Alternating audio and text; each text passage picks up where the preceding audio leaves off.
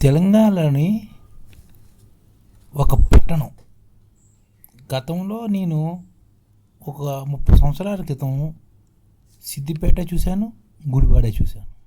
అంటే 1990లో ఆ రోజున సిద్దిపేట ఒక పల్లెటూరుగా ఉండేది, గుడివాడ ఒక నగరంగా ఉండేది.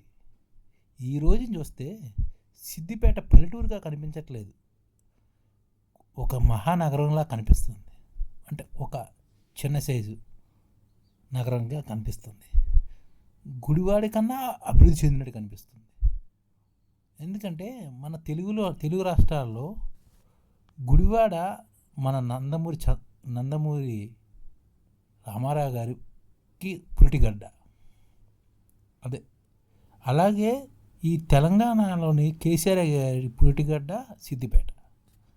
అంటే వీళ్ళిద్దరికీ అవినాభావ సంబంధాలు ఈ నగరంతో ఉన్నాయి. మనం ఒక విధంగా చూద్దాం, రెండూ నాకు బాగా సుపరిచితమైనవి. రెండింటిని ఏది తక్కువ చేసి మాట్లాడిన ఉద్దేశం కాదు. నేను కొన్నాళ్ళు గుడివాడలో కూడా ఉన్నాం కాబట్టి గుడివాడ కన్నా కొన్ని విషయాలు సిద్దిపేట అభివృద్ధి చెందిందని నేను ఘంటాపథంగా చెప్పగలను.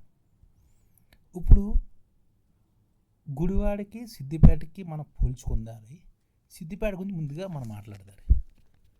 తెలంగాణ ఉద్యమగడ్డ అయిన పురిటిగడ్డ అయిన ఈ పట్టణం దేశానికే ఒక రోడ్ మోడల్గా ఆకుపచ్చని రంగేసినట్లు కనిపించే తెలంగాణ రాష్ట్రానికి సిద్దిపేట గుండెకాయలా తయారైంది. అభివృద్ధికి అదో చిరునామాగా, ప్రభుత్వాలు ప్రవేశపెట్టే ప్రతి పథకానికి అదొక రీసెర్చ్ సెంటర్గా, అక్కడి ప్రజల ఆలోచన అంకిత భావానికి, కేసీఆర్ ఆలోచనలకి ప్రతిరూపంగా, ఆయన ఆశీస్సులతో మంత్రి హరీష్ రావు గారు ఆలోచనలు కూడా తోడై ప్రతి రంగంలో వేగంగా ముందుకు వెళ్తుంది. సిద్దిపేట ప్రతి పల్లె, ప్రతి పట్టణం ఆదర్శంగా అద్భుతంగా ముందుకెళ్తుంది.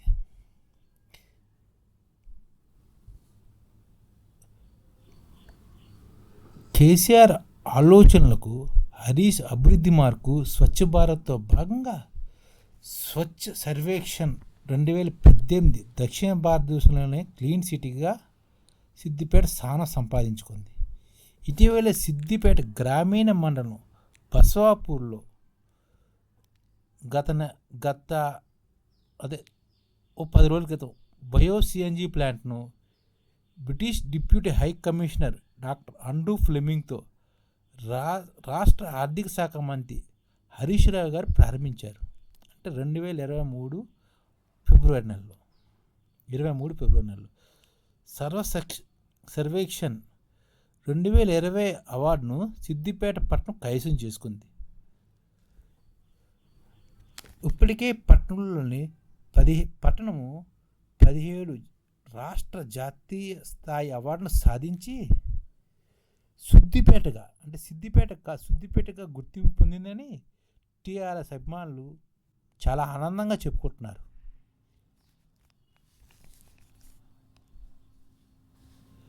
రెండు 2021 సిద్దిపేట పట్టణంలో 100% అంటే ప్రతి ఇంటికి స్వచ్ఛమైన మంచినీరు సరఫరా చేసే 2 అవార్డులు అందుకుందుకోవాలను.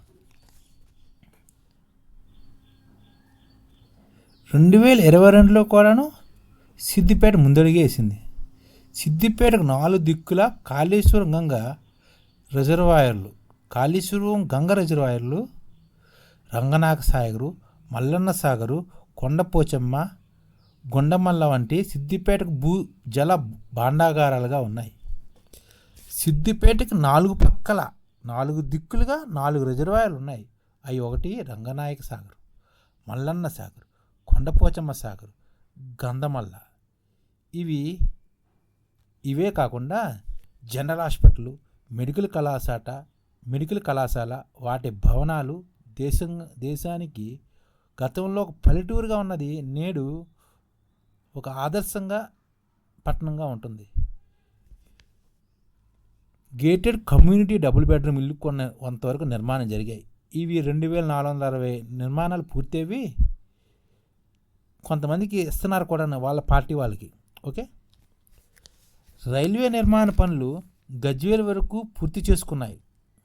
మరో ఏడాది లోపు అంటే 2024 వరకు సిద్దిపేటకి రైలు కోత వినిపించవచ్చు. మోడల్ రైల్వే స్టేషన్ ప్రస్తుతం సిద్దిపేటలో రూపుదిద్దుకుంటుంది. పాత బస్టాండ్ ఏరియాలోని మోడల్ బస్టాండ్ నిర్మాణ దశలో ఉంది. అంటే ఇంచుమించుగా 90% అయిపోయింది, ఇంకా బాగా చేయొచ్చు. జిల్లా పరిపాలనా కేంద్రము, పోలీస్ కమిషనరేట్ హోదా, సిద్దిపేట డెవలప్మెంట్ అథారిటీ వంటివి ఏర్పాట్లు ఈ జిల్లాకి వన్నెంతెస్తున్నాయి. దక్షిణ భారతదేశంలోనే సిద్దిపేట చెత్త సేకరణకు ఆదర్శంగా ఉంది.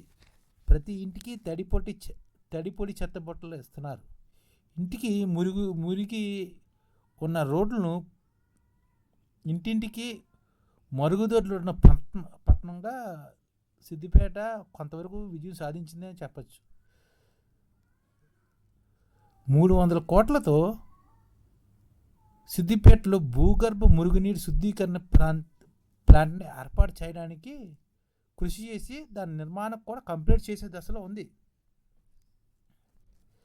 కార్పొరేట్ ఆసుపత్రి ధీటుగా ప్రభుత్వ ఆసుపత్రి సేవలు, ఉద్యోగులు,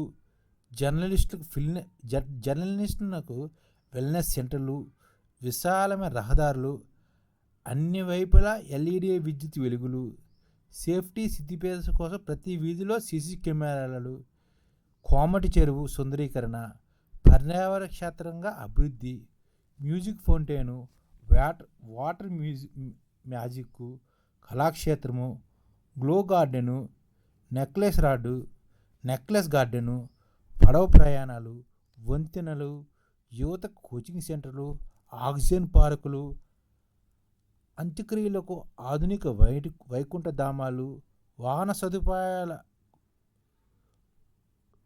సదుపాయాల కోసం పార్కింగ్ ప్రదేశాలు, మోడల్ రైతు బజార్లు, సమీకృత మాంసం దుకాణాలు, పండ్లు పూల కూరగాయల మార్కెట్లు, పోటీ పరీక్షల కోసం KCR ఉచిత కోచింగ్ సెంటర్లు, SC/BC స్టడీ సర్కిళ్ళు, జాతీయ స్థాయి స్టేడియంలు, ప్రభుత్వ డిగ్రీ కళాశాలకు అటానమస్ హోదా, PG కాలేజీ, హాస్టళ్ల నిర్మాణాలు, మహిళా డిగ్రీ కళాశాలలు, విపంచి నిలయము, బాబు జగజ్జీవన్ రామ్ భవనం, town hall, Golconda showroom, open air auditorium, కేంద్రీయ విశ్వవిద్యాలయము, నాగుల బండ వద్ద LV ప్రసాద్ కంటాసుపత్రి, వీధి వ్యాపారాలకు భరోసాగా 3 స్టార్ హోటలు, సఖీ సెంటరు, జిల్లా గ్రంథాలయము, 10 కోట్లతో పోలీస్ కన్వెన్షన్ సెంటరు, జర్నలిస్టులకు 30 లక్షల ఖర్చుతో అధునాతన ప్రెస్ క్లబ్బు, ధోబీఘాట్లు, అభాగ్యులకు అనాథులకు షెల్టర్లు, ఆటో డ్రైవర్లకు అండగా జిల్లా auto credit society, 3 town police station, అన్ని వర్గాలకు కమ్యూనిటీ హాల్స్, అన్ని దేవాలయాలకు అభివృద్ధి, సర్కార్ కార్యాలయాలకు నూతన భవనాలు, ఇలాగా సిద్దిపేట ఒక రకంగా అభివృద్ధిలోని హరీష్ రావు గారు ముందుకు తీసుకెళ్తున్నారు. గుడివాడికి అన్నాను, నూతన collectorate, police commissioner, MLA camp కార్యాలయము. ఇప్పుడు సిద్దిపేట కొన్ని విషయాల్లో గుడివాడిని దాటిపోయింది కూడాను. గుడివాడికి సహజసిద్ధంగా చుట్టూ పంట కాలువలు, కృష్ణానది పరివాహక ప్రాంతం అభివృద్ధి చెందడానికి చాలా అవకాశం ఉంది. కానీ సిద్దిపేటకి ఆ అవకాశం లేదు. అయినా సరే ప్రభుత్వ సంకల్పంతో ఈ అభివృద్ధి కార్యక్రమాలు జరిగాయని నా ఉద్దేశం. అదేవిధంగా సిద్దిపేట లాంటి పట్టణాలు తెలుగు రాష్ట్రాల్లో చాలా కావాలి, దాదాపుగా ఇంకో 50-60 కావాలి. ఇవన్నీ ఏర్పడాలంటే ప్రతి గ్రామంలో విద్య, ఆరోగ్యం, శాంతి, సౌభాగ్యం, మానవత్వం, సమానత్వంతో అభివృద్ధి చెందాలంటే తెలుగు రాష్ట్రాల్లో 1 కోటి మందితో IDF ఇండియన్ డెవలప్మెంట్ ఫోర్స్ ఏర్పడాలి.